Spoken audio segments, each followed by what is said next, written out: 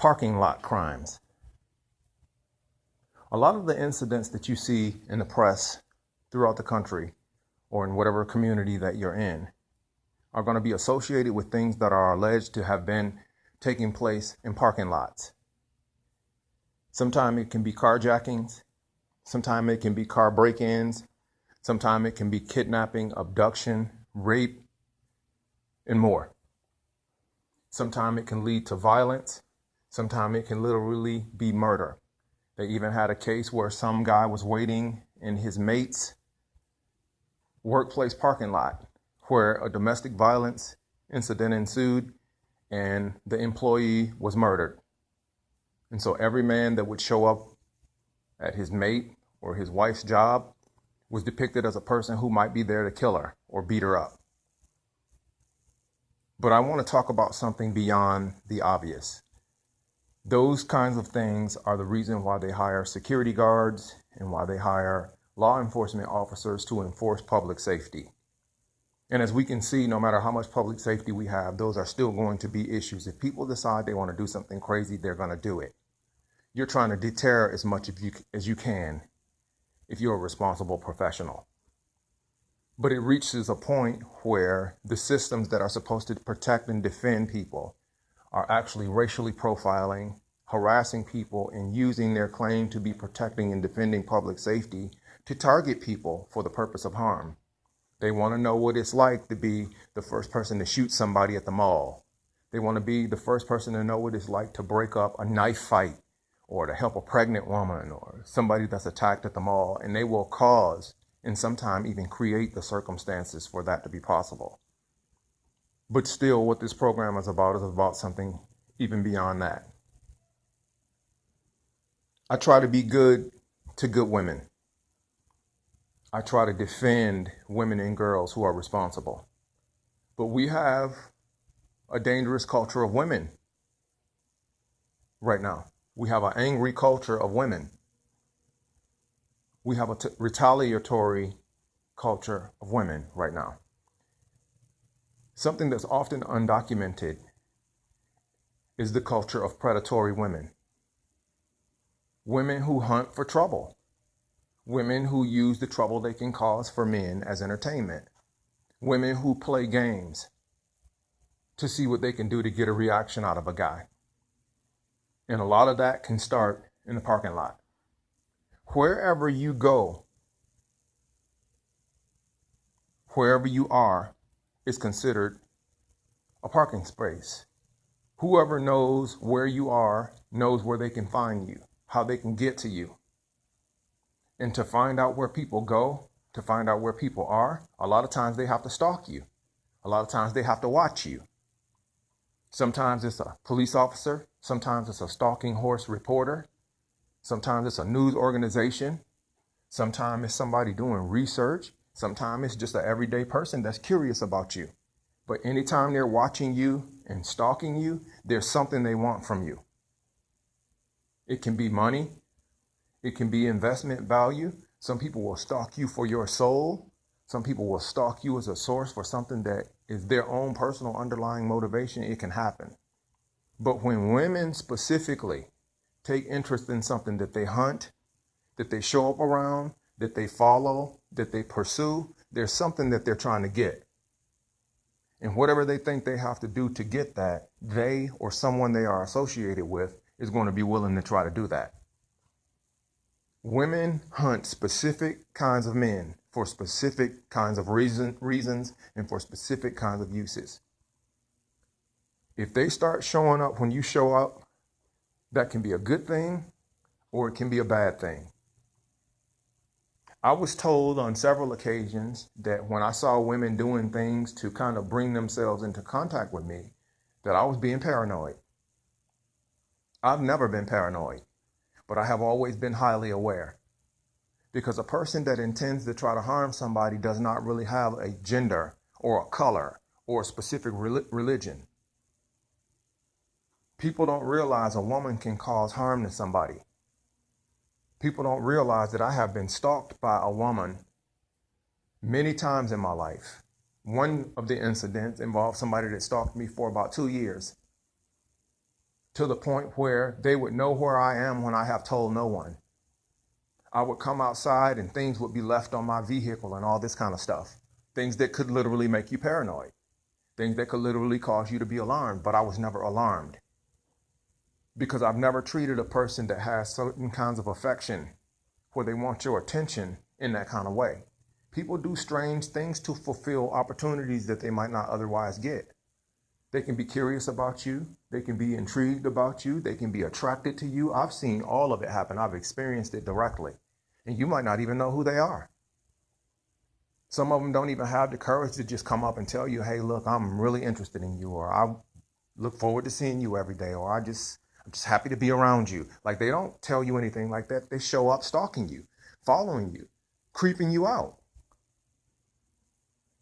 But when a man does the exact same thing to a female, when he's attracted to her or wants to know more about her or see what she's all about, they're trying to make it seem like you're some guy from a TV depiction. And then they'll call Oprah on OWN. And then they'll call the Lifetime channel and Oxygen and all these other channels, making it seem like some type of suspense thriller. I am telling you that I have had females that I've never seen in my life come in telling themselves that I came there for them, and they actually stalked me. See, when you're not out here looking, you're not out here trying to be in relationships, you're not out here trying to pursue them, they don't even have a justification for why they're around you, but they can make it look like that because they found out where you are, they found out where you go, they found out when you're going to be there. Now listen, I want to be careful.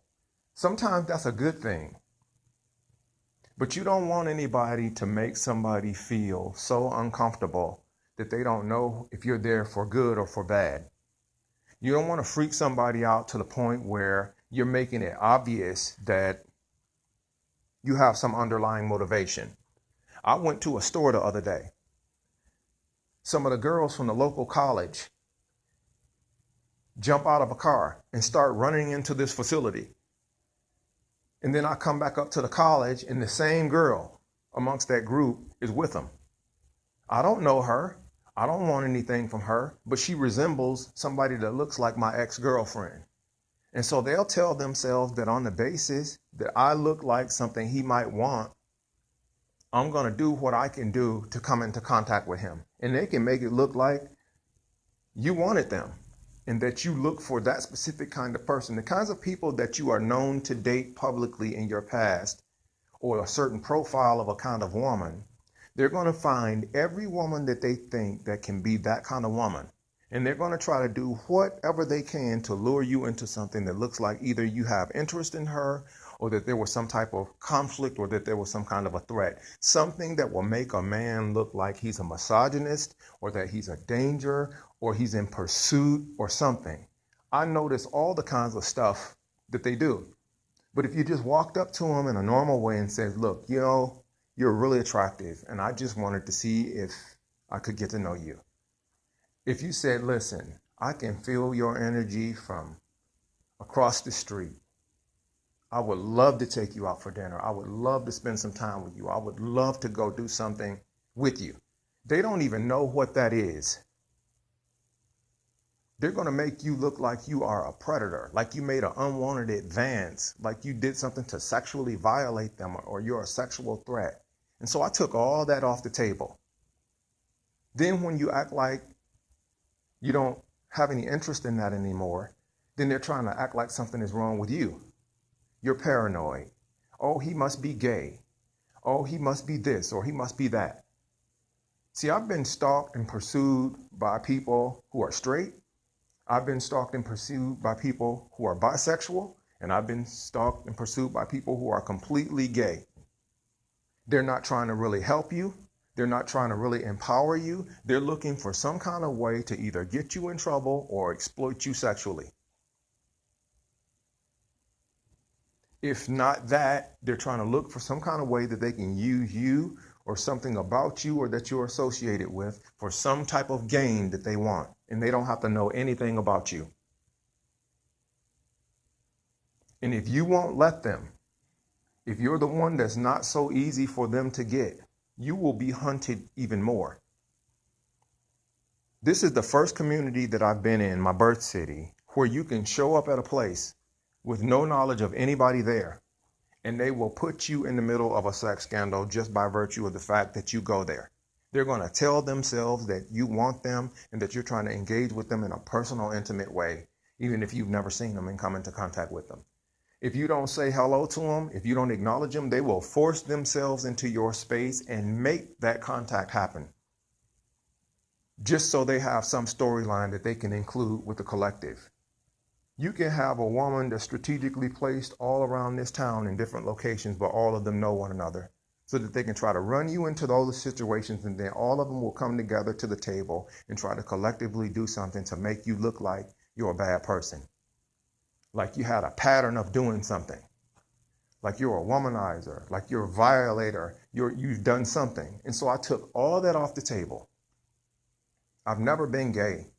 Never been bisexual, never been bi-curious. I'm not into any experimentation or any of that stuff with anything except what I thought God was intended for me. I don't tell other people how to be in their relationships. I don't judge anybody for what they choose to do in their relationships. I just try to mind my own business. But the more they see that they can't get you caught up in these collective ruts where they think they can be interwoven into your personal life and know things about you that maybe you don't want people to know because it's personal, it's private, they will literally form an alliance to try to harm you. And so when somebody starts doing something that's abnormal, it's not paranoia, it's awareness. Because people have an intention for what they do. I don't care how they try to make it seem otherwise. People usually have some type of motivation or intention for what they do. See, I had a self-awareness when I was a young person. I didn't have to go out looking for all of this stuff because God gave me gifts and talents that have something to do with myself. When everybody else was out hunting for people and doing all of this kind of stuff, I was busy doing so many other things that were interesting to me. So a lot of times I'm really not walking around looking for anything. The only time that you can find trouble is when you're out looking for that stuff. And if you're looking for trouble, you're going to find it. Or if you're not looking for trouble and you're around trouble, it's going to find you. And so I started asking myself, what had the ancestors and what have all the people in the past done wrong? And I felt like it was something associated with the misuse of their time. If you went and told a woman, look, I don't have a bunch of time, like, look, I mean, you're feeling me and I'm feeling you, let's get going. They're trying to act like something's wrong with that. But then if they can occupy all of your life and waste your time for something that doesn't really mean anything and has no value or significance or poor timing or whatever, they're going to get you caught up. And so it has reached a point where women have played so many games on so many levels so frequently, you can't trust them, even when you want to, because you don't know what they're trying to do. Either they're going to cost you some resources or they're going to cost you some time that you don't have to give up. And when you get old enough and you get experienced enough, you know that you don't have to play that game with them. Because a lot of them don't have anything to do with themselves when they're not playing those games with men. Like if you want a man to know something, quit playing with him. Go ahead and tell him. Let him know what's going on. Because if you're just showing up doing bizarre stuff, you freak a guy out. And I don't know if you're there to hurt me or to harm me. And if you go into the wild and another animal doesn't know what you came there for, or you're not giving them any indication of what your threat dimension is, they're going to react like you're trying to endanger them. It's going to be fight or flight. They're going to be trying to hurt you or they're going to be trying to run away from you. And you shouldn't have to walk around feeling like you've got to dodge women in order to keep your personal peace and your safety in one place. And I don't appreciate it when women think that they can play games with men in ways that they don't want men playing with them. And so I told one of the women, I said, look, women fail to realize that anytime a threat dimension is pursued, most of the time it's going to be looking like a man is a danger to a woman, but she doesn't understand that women can present threats to men too. And I said, if you knew what I know, you'd understand why I'm the way I am. I'm not paranoid at all. And if I am paranoid, it's because you're making me have to be. Because I know this. If I show up in a parking lot every time a woman shows up and I jump out of a car and start going where she is, she's going to make me look like I'm a monster, that I came to be a threat to her. But a woman thinks she should be able to do exactly the same thing. And she should be treated as a person who's not a threat when she was actually treating a man very much differently. And so it boils down to trust. You don't know who you can trust anymore. A woman can be a lethal killer. A woman can say you did anything to her. A woman can say you fondled her. A woman can say you sexually assaulted her. A woman can say you made a lewd, disrespectful sexual comment to her, and you don't ever have to have said anything to her. And so they start killing the male instinct for attraction. They start killing the interest. And then the men stop caring. And when men stop caring, they can become dangerous because you start playing with them. Now, some guys want to spend their lives being played with. They're immature. They're into that kind of stuff. But most men of substance don't want to be in the middle of all of that kind of stuff, where every little thing that you do might be scandalized or documented in some way, where you're being put in harm's way by some woman playing games. And then if you react strongly to her, letting her know, like, look, back off. I don't know what you're doing. What are you here for? I'm not here for you. Then they're trying to act like, oh, he's just paranoid. I'm not paranoid at all. I'm not going to let women get me caught up in this stuff so that they can use these gender games to depict me adversely in public, because that's all a lot of them are trying to do. A woman will change up and betray you in a heartbeat. You can give her everything that she wants and she'll betray you anyway. You can do everything she asks you for and she will play those games anyway. And so you can't give the impression that you're a man that's willing to be played with. And believe it or not, most situations that involve some type of conflict between man and woman has to do with where they are and where you are. A parking lot. It can be a parking lot at a mall. It can be a parking lot at work. It can be your parking space at home. It can be where the bike rack is at the college. It can be wherever they know they can find you. If you go to the coffee shop, if you go to the restaurant, there's a place where people park. You go down to the city government, there's a parking lot. Wherever they think they can find you, however they think they can come into contact with you. See, they go through a lot of stuff where they'll try to alienate a man and make him seem like, hey, everybody, show him we don't want him. We don't care how good he is. He can. Well, what if you don't care?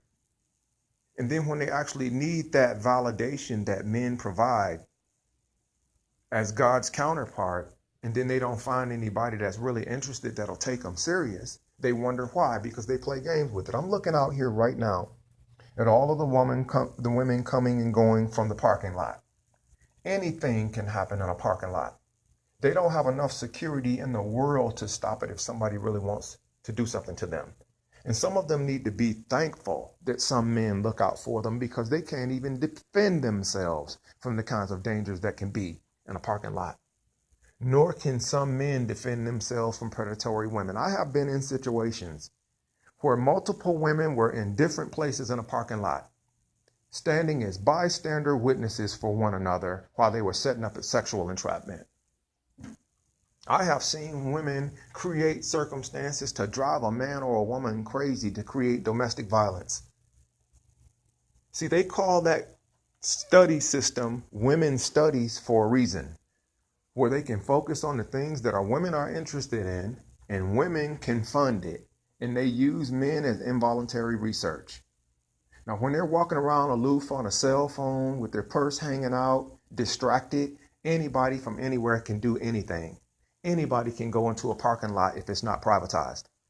If you go over to some of the corporations, the gate will be wide open and you can go in, because most people in parking lots have no intention whatsoever to go and do something that would be a public safety issue. But one major incident in a parking lot can cause trouble and disturbance and disruption for people all over the world. They had somebody be murdered in a parking lot down here. They had people be raped and sexually assaulted in parking lots down here. They've had all kinds of stuff, the same place and the same things that happen everywhere else in society. But what I'm saying is most of the trouble of all kinds, whether it's an actual crime or not, starts in a parking lot. It has to do with where you are or where you want to be. You can study a person for 10 years and find out the kinds of things that they want to be around. And you can strategically predict where they might go or where they might be about what you learned about their personal interest during that 10 years. It can be the first 10 years of your life. You can find out what kind of female a kid is attracted to all of his life by who he's attracted to from K5 through 5th grade. Whatever those kinds of girls were that really got his attention, you can strategically place those women in that guy's path for the rest of his life. But when they deal with those guys who could kind of go into different places, the ones that could kind of find attraction in all kinds of different realms where they weren't these linear thinkers looking for one thing, they want that guy. They want to know everything about him. You're the one that's going to be portrayed the worst as a womanizer, a philanderer, a Lothario, a gigolo, a pimp, whatever they can come up with to make you look like you're somebody that's a disloyal person that the church can exploit for things like adultery, fornication, philandering, infidelity. And that's what this is all about. They're setting something up so you can look like you have been depicted on a camera or on an audio mic having some type of relationship or interest with somebody. They're breeding a new culture of infidelity. You're going to see it on the news. You're going to see it in the movies. You're going to see it in TV. Everybody wants to catch somebody cheating. And believe it or not, the people who have cheated on the people the most might be the ones that are coordinating these types of scenarios so that they can study what they did or they can study what was done to them when they were cheated on. Predators. And women usually lead the way, or else you get those people with roles and positions where they can use women to go do the dirt for them. Some members of some major news organizations were using women to do the dirt for them. You can give a woman a platform to spread that and make yourself look like you're the number one supporter of women because you gave women an opportunity to be able to do something about the things that matter to them. And then you can find out that that person has been the most predatory person towards the same women of anybody. Parking lot crimes. Where do you want to be? When do you want to be there? Why do you want to be there? Most of us are people that are driven by schedules. We can only go where we go based upon when we have to be there or we need to be there. So if you got to be to work at 8, they know that you're going to be wherever you park around that time or in that area.